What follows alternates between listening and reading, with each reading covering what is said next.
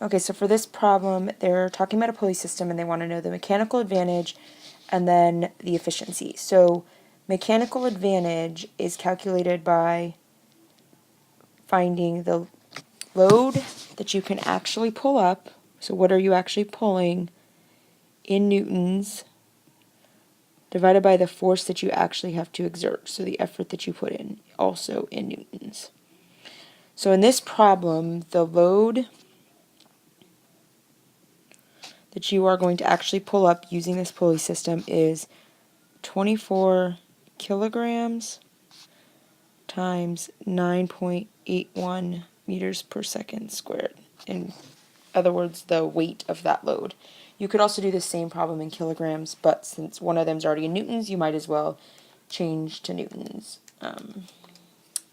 And you get that the load that you are actually pulling up is 235.44 newtons. And the effort that the person or the pulley is exerting is 129 newtons. So we take that load, which is 235.44, and we divide by 129 newtons, and we get a mechanical advantage of 1.85. So for part B of this, they want to know what the efficiency is. So in order to do that, your efficiency has to do with the work that's exerted, not just the load that you're pulling up. So the efficiency will be the work done on the load divided by the work exerted, and then you multiply by 100 to get it into a percent. So the work done, for all problems, work is going to be a force through a distance. So the work actually completed here is raising that 24 kilogram box. So we have 24 kilograms times 9.81 meters per second squared. That's going to be our force. And then the distance we raised that is 16.5 meters. So our work here is going to be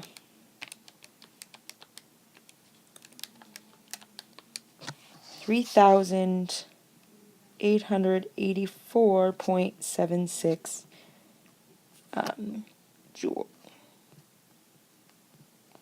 joules. Our work exerted is going to be another force through a distance, and in this case we are exerting a force of 129 newtons through a distance of 33 meters, and we get 4,257 joules. And so our efficiency is going to be 3,884.76 joules divided by 4,257 joules times 100, and we get an efficiency of 91.3%. Okay, so for problem 2, a worker is testing a multiple pulley system to estimate the heaviest object he could lift. The largest downward force he can exert is 875 newtons.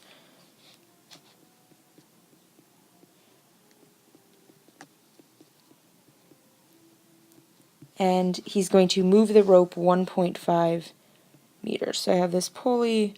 I'm exerting a force of 875 newtons, and we're going to move this rope 1.5 meters.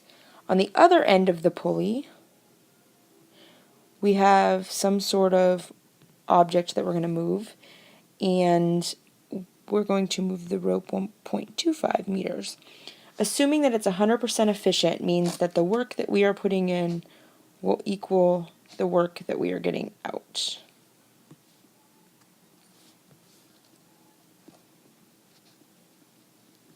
So our force through a distance will equal the force through a distance on the other end of this. So we have 875 newtons times a distance of 1.5 meters will equal some sort of other object's weight times 0.25 meters. So solving for that other object's weight, we will get 5,250 newtons. So important here, if it's 100% efficient, it means whatever work you are putting in is the same as the work that the object is getting out on the other end of the pulley.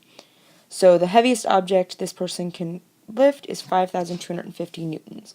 Now, for part B, your mechanical advantage, again, is the load that you are able to lift divided by the effort that you are putting in. So in this case, for this load, it's 5,250 newtons divided by we're exerting 875 newtons. And so our mechanical advantage is 6.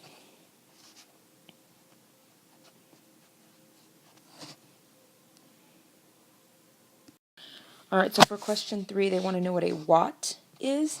And a watt is a measurement of power. So power equals work over time. And converting work is force through a distance over time.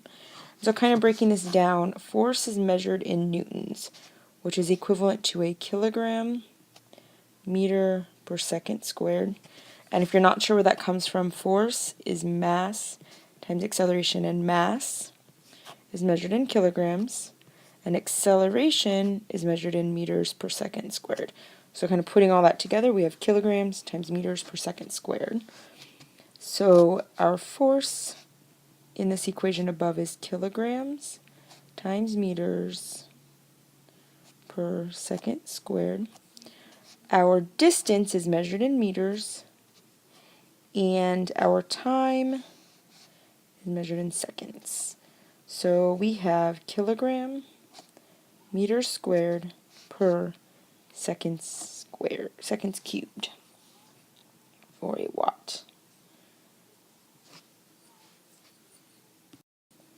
Okay, so for question 4, they want to know which requires more work, carrying a 420 Newton backpack up a 200 meter hill, or carrying a 210 Newton backpack up a 400 meter hill.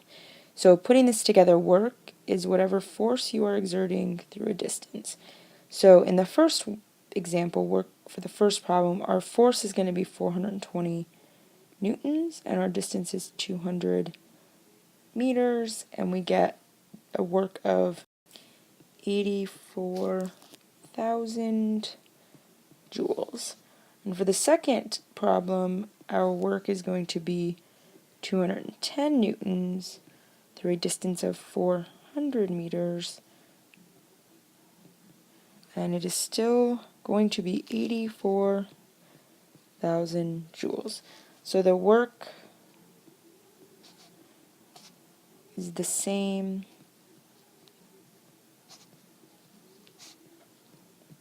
for both trips.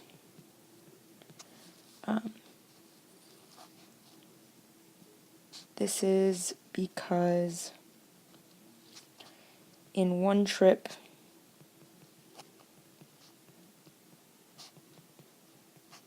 the bag is twice as heavy.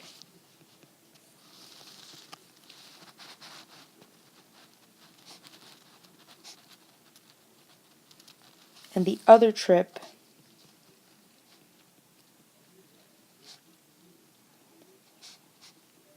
the distance is twice as much. So since really work here, if we say like, okay, 210 newtons is going to be the force equals F, then 420 newtons is 2F. And if we say that 200 meters is the distance, then 400 meters is 2 times the distance. So kind of just working with variables alone.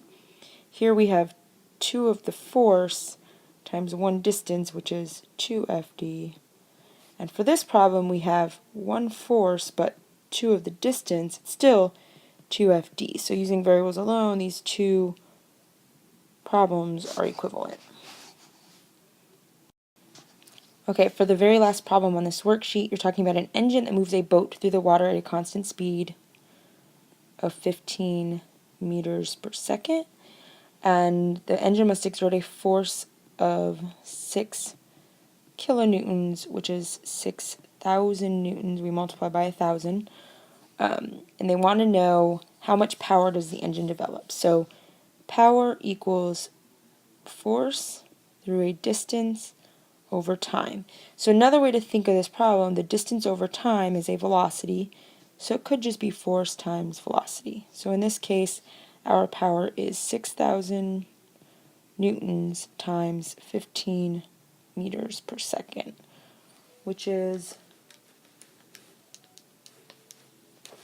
90,000 watts, or 9 times 10 to the fourth